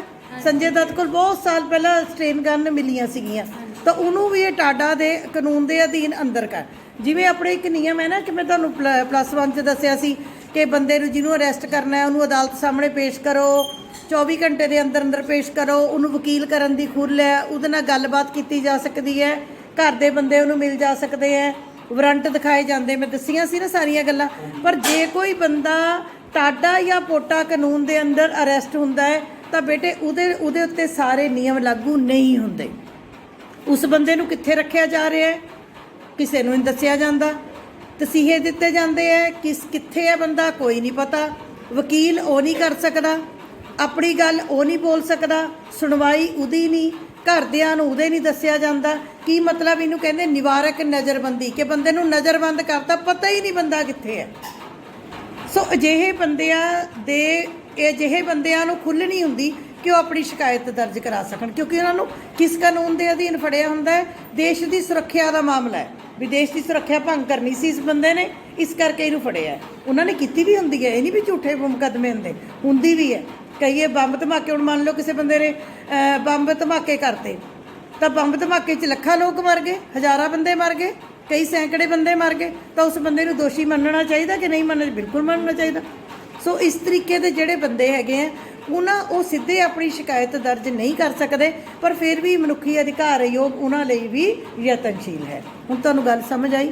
ਮਨੁੱਖੀ ਅਧਿਕਾਰ ਆਯੋਗ ਨੇ ਕੈਦੀਆਂ ਦੇ ਲਈ ਤਸੀਹੇ ਨਹੀਂ ਦੇਣੇ, ਉਹ ਕਹਿੰਦੇ ਕਿਸੇ ਦੇ ਨਾਲ ਅਣਮਨੁੱਖੀ ਵਿਵਹਾਰ ਨਹੀਂ ਕਰਨਾ, ਨਾਗਰਿਕਾਂ ਦੇ ਅਧਿਕਾਰਾਂ ਦੀ ਰੱਖਿਆ, ਇਸਤਰੀਆਂ ਦੇ ਅਧਿਕਾਰਾਂ ਦੀ ਰੱਖਿਆ, ਬੱਚਿਆਂ ਦੇ ਅਧਿਕਾਰਾਂ ਦੀ ਰੱਖਿਆ, ਇਸ ਤੋਂ ਇਲਾਵਾ ਘੱਟ ਗਿਣਤੀਆਂ ਦੇ ਅਧਿਕਾਰਾਂ ਦੀ ਰੱਖਿਆ, ਪਿਛੜੀਆਂ ਸ਼੍ਰੇਣੀਆਂ ਦੇ ਅਧਿਕਾਰਾਂ ਦੀ ਰੱਖਿਆ, ਸ਼ਸਤਰਧਾਰੀ ਸੈਨਾਵਾਂ ਤੋਂ ਜੇ ਸਾਡੀ ਪੁਲਿਸ ਮਿਲਟਰੀ ਉਹ ਕੁਝ ਗਲਤ ਕਰੇ ਤਾਂ ਉਹਨਾਂ ਦੇ ਖਿਲਾਫ ਵੀ ਸ਼ਿਕਾਇਤ ਦਰਜ ਕੀਤੀ ਜਾ ਸਕਦੀ ਹੈ ਅਤੇ ਉਹਦਾ ਇਨਸਾਫ ਵੀ ਇਹ ਕਰਦੇ। ਇਹਨਾਂ ਦੇ ਆਪਣੇ ਜੱਜ ਨੇ, ਆਪਣੇ ਪੈਨਲ ਨੇ, ਆਪਣੇ ਹਿਸਾਬ ਦੇ ਨਾਲ ਇਹਨਾਂ ਦਾ ਕਾਨੂੰਨ ਦੇ ਵਿੱਚ ਮੁਕੱਦਮੇ ਚੱਲਦੇ ਨੇ, ਆਪਣੇ ਹਿਸਾਬ ਨਾਲ ਇਹ ਜਾਂਚ ਪੜਤਾਲ ਕਰਦੇ ਨੇ। ਮੰਨ ਲਓ ਕਿਸੇ ਬੰਦੇ ਦਾ ਮੁਕੱਦਮਾ ਆਮ ਅਦਾਲਤ ਵਿੱਚ ਚੱਲ ਰਿਹਾ ਹੋਵੇ, ਪਰ ਉਸ ਬੰਦੇ ਨੂੰ ਲੱਗਦਾ ਹੋਵੇ ਕਿ ਮੇਰਾ ਮੁਕੱਦਮਾ ਆਮ ਅਦਾਲਤ ਵਿੱਚ ਤਾਂ ਚੱਲ ਰਿਹਾ ਪਰ ਮੈਨੂੰ ਇਨਸਾਫ ਨਹੀਂ ਮਿਲਣਾ, ਨਹੀਂ ਮਿਲਦਾ ਨਾ, ਕਿ ਮਿਲਦਾ ਹੈ? ਮਿਲਦਾ ਹੈ। ਭਾਰਤ ਵਿੱਚ ਤਾਂ ਮੈਨੂੰ ਲੱਗਦਾ 100 ਵਿੱਚੋਂ 30 ਜਾਂ 35% ਕੇਸਿਸ ਦੇ ਵਿੱਚ ਲੋਕਾਂ ਨੂੰ ਇਨਸਾਫ ਹੀ ਨਹੀਂ ਮਿਲਦਾ। ਕਿਉਂ ਨਹੀਂ ਮਿਲਦਾ ਬਈ? ਇੱਥੇ ਜੱਜ ਖਰੀਦ ਹੋ ਜਾਂਦੇ ਨੇ, ਇੱਥੇ ਗਵਾਹ ਖਰੀਦ ਹੋ ਜਾਂਦੇ ਨੇ, ਇੱਥੇ ਵਕੀਲ ਖਰੀਦ ਹੋ ਜਾਂਦੇ ਨੇ, ਜੇ ਸਾਰਾ ਕੁਝ ਖਰੀਦੇ ਹੋ ਜਾਂਦਾ, ਝੂਠੇ ਮੁਕੱਦਮੇ। ਮੇਰੀ ਗੱਲ ਸਮਝ ਆ ਗਈ? ਜੇ ਕਿਸੇ ਨੂੰ ਲੱਗਦਾ ਹੈ ਕਿ ਮੈਨੂੰ ਇਨਸਾਫ ਨਹੀਂ ਮਿਲਣਾ, ਮੇਰਾ ਮੁਕੱਦਮਾ ਆਮ ਅਦਾਲਤ ਵਿੱਚ ਚੱਲ ਰਿਹਾ, ਤਾਂ ਵੀ ਉਹ ਆਪਣੀ ਅਰਜ਼ੀ ਕਿਹਨੂੰ ਦੇ ਸਕਦਾ ਹੈ? ਮਨੁੱਖੀ ਅਧਿਕਾਰ ਆਯੋਗ ਨੂੰ ਆਪਣੀ ਅਰਜ਼ੀ ਦੇ ਸਕਦਾ ਹੈ। ਫਿਰ ਮਨੁੱਖੀ ਅਧਿਕਾਰ ਆਯੋਗ ਅਦਾਲਤ ਵਿੱਚ ਚੱਲ ਰਹੇ ਉਹਦੇ ਮੁਕੱਦਮੇ ਦੀ ਸਾਰੀ ਕਾਰਵਾਈ ਦੇ ਉੱਤੇ ਨਜ਼ਰ ਰੱਖਦੇ ਨੇ ਤਾਂ ਜੋ ਉਹਦੇ ਨਾਲ ਕਿਤੇ ਬੇਇਨਸਾਫੀ ਨਾ ਹੋਵੇ। ਇਹ ਲਾਈਨ ਵੀ ਕਲਾਸ ਵਿੱਚ ਲਿਖ ਲਓ ਕਿ ਜੇਕਰ ਕਿਸੇ ਵਿਅਕਤੀ ਦਾ ਮੁਕੱਦਮਾ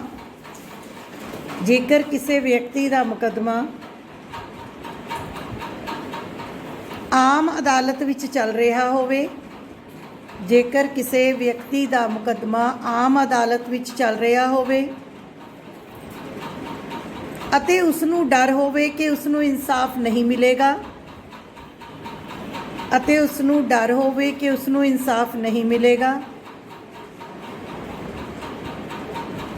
ਤਾਂ ਵੀ ਉਹ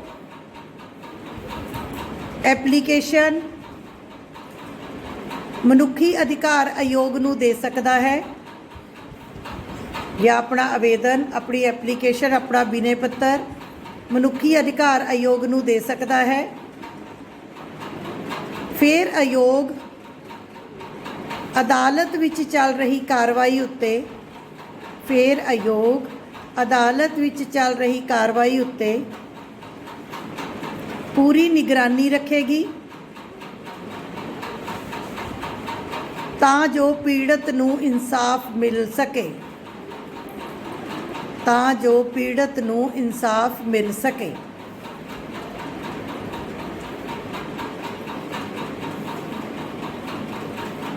ਅਗਲੀ ਲਾਈਨ ਲਿਖੋ, ਅੱਤਵਾਦ ਦੇ ਖੇਤਰ ਲਈ ਜਾਂ ਅੱਤਵਾਦ ਦੇ ਕੇਸਿਸ ਦੇ ਲਈ ਅੱਗਾਂ ਲਗਾਉਣੀਆਂ, ਦੰਗੇ ਫਸਾਦ ਹੋਣੇ,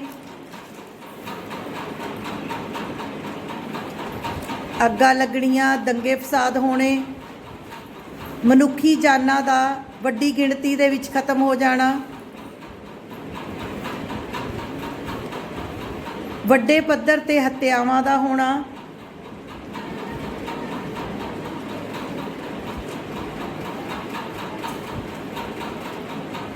ਇਹਨਾਂ ਸਭ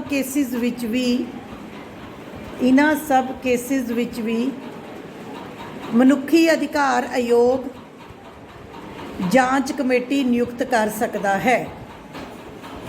ਮਨੁੱਖੀ ਅਧਿਕਾਰ ਆਯੋਗ ਜਾਂਚ ਕਮੇਟੀ ਨਿਯੁਕਤ ਕਰ ਸਕਦਾ ਹੈ। ਇਹ ਬੇਟੇ ਭਾਰਤ ਲਈ ਤਾਂ ਇਹ ਆਮ ਗੱਲ ਹੈ। ਮੇਰੀ ਗੱਲ ਸਮਝ ਆ ਗਈ? ਭਾਰਤ ਵਿੱਚ ਤਾਂ ਹੱਤਿਆਵਾਂ, ਦੰਗੇ ਫਸਾਦ, ਕਤਲੇਆਮ, ਕਦੇ ਮੁਸਲਮਾਨਾਂ ਦਾ ਕਤਲੇਆਮ, ਕਦੇ ਸਿੱਖਾਂ ਦਾ 84 'ਚ ਕਤਲੇਆਮ, ਕਦੇ ਕੁਛ ਕਦੇ ਕੁਛ। ਸੋ ਜੇ ਇੱਦਾਂ ਦਾ ਵੀ ਕੁਛ ਹੁੰਦਾ ਤਾਂ ਮਨੁੱਖੀ ਅਧਿਕਾਰ ਆਯੋਗ ਆਪਣੇ ਪੱਧਰ ਦੇ ਉੱਤੇ ਆਪਣੀ ਇੱਕ ਕਮੇਟੀ ਵੀ ਬਿਠਾ ਸਕਦਾ ਹੈ ਅਤੇ ਸਾਰੇ ਮਾਮਲੇ ਦੀ ਜਾਂਚ ਕਰ ਸਕਦਾ ਹੈ। ਚਲੋ ਜੀ, ਹੁਣ ਲਿਖੋ ਅੱਗੇ। ਨਿਚੋੜ ਦੇ ਤੌਰ 'ਤੇ ਕਹਿ ਸਕਦੇ ਹਾਂ ਜਾਂ ਸਿੱਟੇ ਦੇ ਤੌਰ 'ਤੇ ਕਹਿ ਸਕਦੇ ਹਾਂ,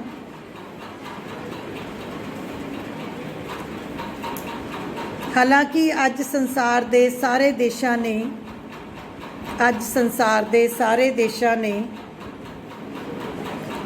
ਆਪਣੇ ਆਪਣੇ ਪੱਧਰ ਤੇ ਮਨੁੱਖੀ ਅਧਿਕਾਰਾਂ ਨੂੰ ਲਾਗੂ ਕੀਤਾ ਹੈ।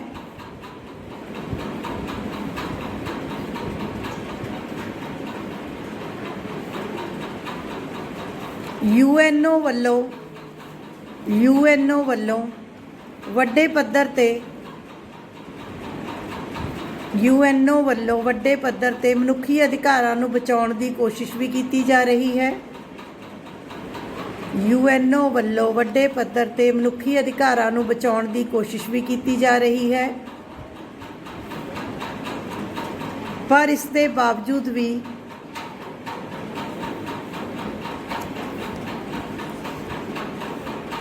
ਮਨੁੱਖੀ ਅਧਿਕਾਰਾਂ ਦੀ ਸਮੱਸਿਆ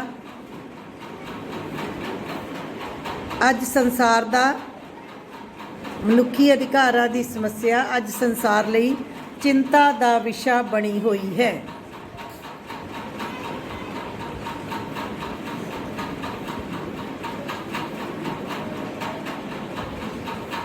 ਠੀਕ ਹੈ ਜੀ। ਹੁਣ ਬੇਟੇ 1 ਮਿੰਟ ਲਈ ਮੇਰੀ ਗੱਲ ਸੁਣ ਲਓ।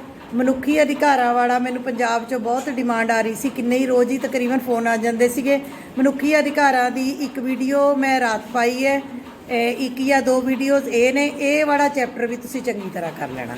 ਮੇਰੇ ਹਿਸਾਬ ਨਾਲ ਹੁਣ ਮੈਕਸੀਮਮ ਸਿਲੇਬਸ ਜਿਹੜਾ ਹੈ ਤੁਹਾਡਾ ਮੈਂ ਕਵਰ ਕਰ ਦਿੱਤਾ ਹੈ। ਠੀਕ ਹੈ।